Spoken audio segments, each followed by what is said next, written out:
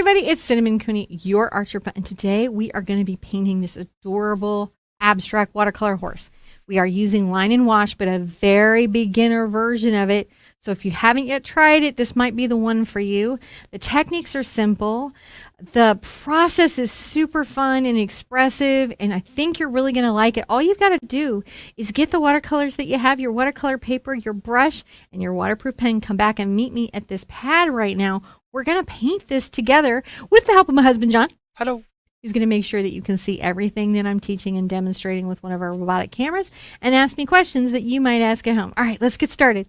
So for today's lesson, we are going to be doing a little line and wash, a little abstraction, having a little bit of fun. I'm so excited to share this with you guys. I hope you are enjoying these. I am on 140-pound watercolor paper. That's a 300 GM. It's cold press and it's in a block. I like the blocks because when I'm doing super wet techniques, it lets the paper restretch as it dries. So I don't really enjoy it when it doesn't restretch. And John knows what I'm talking about because I complain to him all the time. I do. You there, babe? I am. He's there. I'm making sure that our paints are ready. He's fixing things. So today I am not going to use a whole lot of tools. I am going to use my Faber-Castell Pitt Artist Pen for the inking. I'm going to use my little Cretacolor Graphite Aquarelle pencil for the drawing. You could just use whatever pencil you have. And if you don't have one of these, we tested this Sharpie, the fine point permanent marker, and it held as a waterproof, so it should probably also work if you need it. I'm going to be staying mostly in my Raphael number 14 round, this soft aqua. I like these because it's not an actual animal, it's synthetic. The colors on my palette, I'm going to play with all of them. Let's see if we can get them all showing because they're not all showing. But I'll tell you what they are as John adjusts it. Well, he's got to move me over. Move me over, babe, so I can tell him about the colors. No, you have to or move the colors over. Push them up a little bit. There's no up. There. Hopefully things are not about to go off the back of the desk. Okay. It felt like there was no up, but there was up. It's very tight there. It is. We'll adjust that left of the show. We've been moving things. Okay. So I always use the same colors from week to week. Once you get the palette, you'll be able to paint with me any of the weeks. That's one of the things I do like about what we do is we do try to have some consistency. So if you're new, you have a chance of getting all the materials. Phthalo, the Payne's Gray, Nickel Azo Yellow, Hansa Yellow Medium, Pyro Red, Quinacridone Magenta, Ultramarine Blue, Phthalo Blue, Opera Pink, Transparent Pyro Orange, Burnt Umber, Quinacridone Magenta, and Phthalo Green. Definitely read the blog, Watercolor Wednesday and You, so you can get welcomed into all the little details of all the stuff. I give you a lot of information based on maybe you've never painted before and you just need to know some basic stuff. Yeah. Just how to start. How to start. So let's start. I'm going to take my little pencil here. All right. And I'm going to sketch out loosely kind of the lines or space that I think I want my little horse head to take. I'm going to bring in a little eye. When I'm doing my horses, sometimes I start somewhere. I've done them for so long. I'm going to do a little cheekbone here. That it's sort of like second nature to do them. I do have kind of a abstracted way that I like to express my horses. And I want this to be even more exaggerated. So you'll see when I ink and everything, how that's going to be true. It's very faint. It's very faint because I don't want these to be the lines. These are not the lines that you are looking for. I'm going to put another little nostril here. We just want to watch you make the Watch me do the thing. Let's pop a little ear out kind of facing this way. Horses have like these radial ears that listen to things. So I don't need too many lines. And you can get the Traceable. If you are not someone who is currently drawing, all you've got to do is just get the Traceable off the website. And there's instructions on it how you want to print it out and get it on there. Once I have sort of some architectural loose lines, and I don't want to be too specific, I will also very loosely put in some of the wash lines for the line and wash. And this is just so that when I come in with my very loose, free-spirited watercolor kind of techniques, there's just enough horse here. Just enough horse. Just enough horse to hold the whole horse. That's still too much horse for me. Too much horse for John. I like my horses So I don't want much more than that in. It's very light, isn't it? It's just in cartoons. Hmm? I need my horses in cartoons. Yeah, well, that's because you have weird relationship to horses. You do. I mean, I admire them from afar. Just you and that is really funny to me. So when the ink is dry, I can begin to start painting and really enjoying myself. I'm going to splatter. I'm going to do wet into wet. I'm really going to have fun techniques. First thing I'm going to do is get my brush wet, though. And I'm going to pre-paint where I feel like some of my mane ought to go on this side of the horse. And come under his little face and just make sure that I've got some stuff going here so that when I come in with the color, and I think I'll get into my nickel azo yellow to start, you can see that it sort of blooms out. Oh, it is. And then when I come here, it'll get loose and free-spirited. And, oh, I like that yellow. One of the things I want to make sure is that this horse is very bright. I'm going to get some transparent pyrrole orange, load up. Ooh. And I'm going to do little curved strokes. I'm on the toe of the brush, and that's helping. That's pretty expressive. I'm going to rinse out. Now, if I have this like this here, I'm going to go ahead and bring some forelock over in a very similar kind of style or thought process. Whoa. On the toe of the brush. Be lyrical about it, and I can come in with my orange. More orange.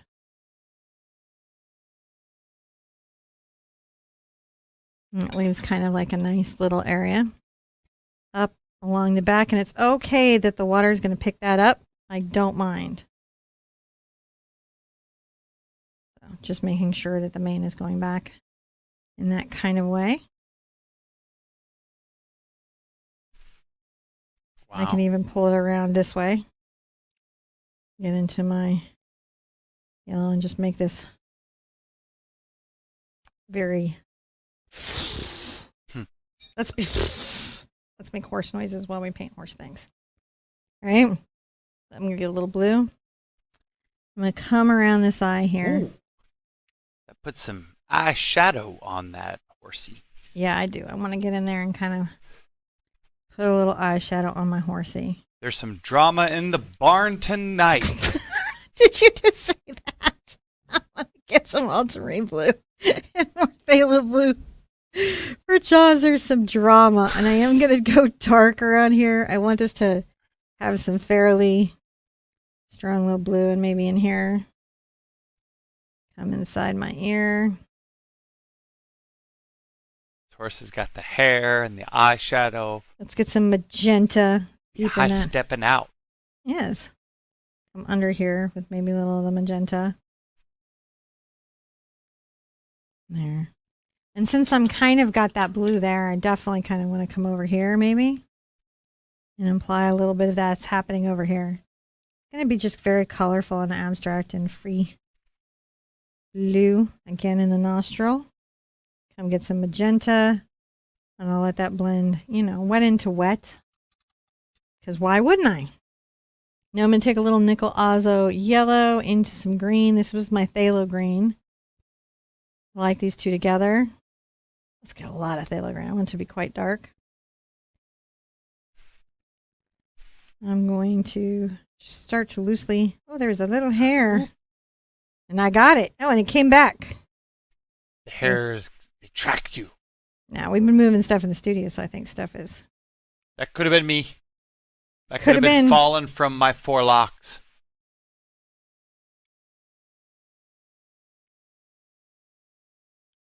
I am a continuous shedder. You are actually, in all seriousness. If I want to soften something and come around, I can always do that by adding water and then come back with a little yellow. I'll come up into the ear. It's not really critical anyway, because we're just being free-spirited about it. Some magenta in there. This horse feels a little pina colada. It should. Maybe margarita. Just greens. That's what little margarita. It's a little margarita to you? Margarita, yeah. A little lime twist. I'm going to use a little opera pink. Now, here's the thing on opera pink. It's true that it is a fugitive color. That's true. That's not untrue. But the Sennelier version of it is much more stable. They reformulated it so you don't have the problems.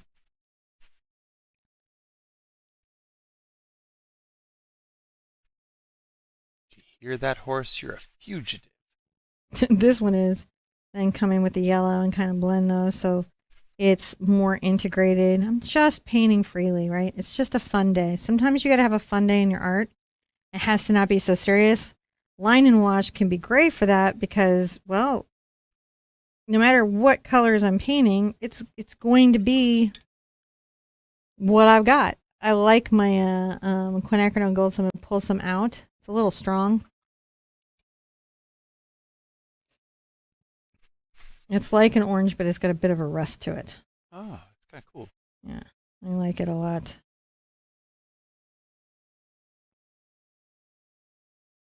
Bring a little purple over this way to kind of throw it off. I'm taking my magenta and my blue.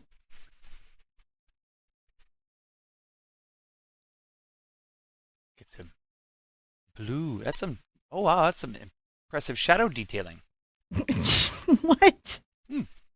I'm just pulling a little bit. No, I in just there. didn't expect that. I was like, "Whoa, you just used that." Like, why would I do that? It's just a strange little thing to do, and I'm just trying to like be playful, right? I'm not. How did you know to just make that? Just use purple and make the shadow like that. That was pretty cool. It was? Well, I'll tell you why I knew that is because I have a lot of options to make cool shadows. And I knew if I glazed over it with the purple, it would give me kind of a localized color where it'd be like green, but still purple, be more sort of interesting and give us something to... It made that green kind of gray, too. Mm-hmm. Desaturated a bit, which is what we want. But I do like how it made little tendrils over there where it's pink and yellow. I like that, too. I'm sort of filling this up here. I do want some orange maybe into that. I'm going to come into this and bring some orange around. I'm curving the brush stroke because I do want it to be energetic. I'm back on the brush, not at the front, and I'm doing little S strokes and just allowing them to blend through because I just want my horse to feel free-spirited. I don't think you could stop that. No? So I'm going to come into the eye. Gotta get it. And I'm going to put my reflection back with a little acrylic paint, I think. But right now I'm going to just get into my Payne's Gray.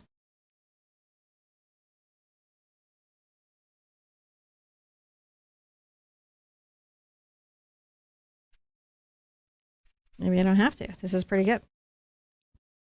I'm drying off my brush. Normally I always keep a paper towel, but I have towels to the side today. It's kind of a busy day. I'm going to just pull that back a bit.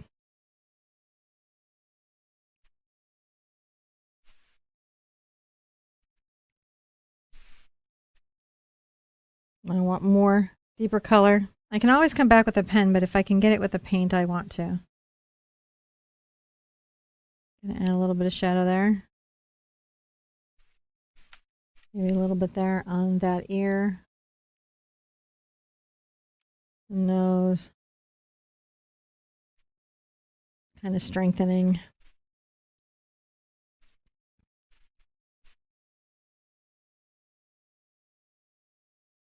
I'm coming in with these lines, and they're paint lines, but they're still lines that anchor everything down. They're energetic, expressive. Some of them will soften where the paint is wet, and some of them will stay hard because the paint is dry. Mm-hmm. And that will be interesting to see the contrast of those lines where they will soften and bleed out and where they will harden up.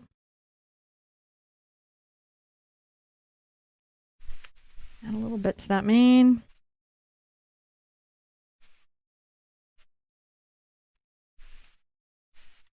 I don't want to take out the really lovely moments in my paint. I just want to play with some of the motion that we have going on.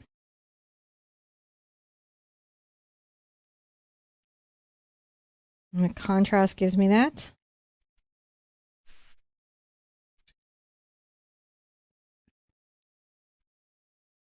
A little bit of my magenta.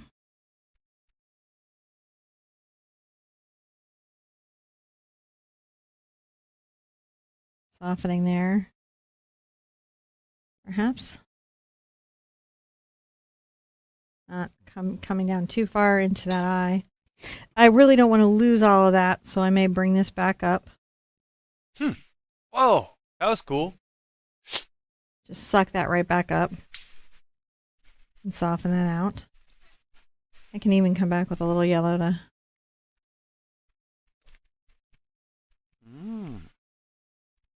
lay that off there. That was cool.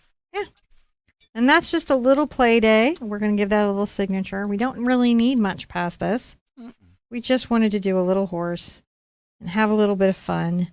Go ahead and go buy the website, print out the Traceable if you don't want a freehand. It's really just about taking a short amount of time and carving out a little creative space for yourself that's playful and not too serious. It's important to kind of alternate in your painting process where you're like working really hard and then also sometimes you're just relaxing and going with the flow.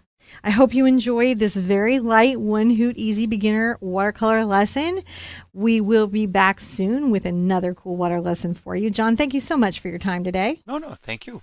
Thank you guys so much for your time today. I want you guys to be good to yourselves and be good to each other, and I'll see you on the watercolor pad really soon. Bye-bye.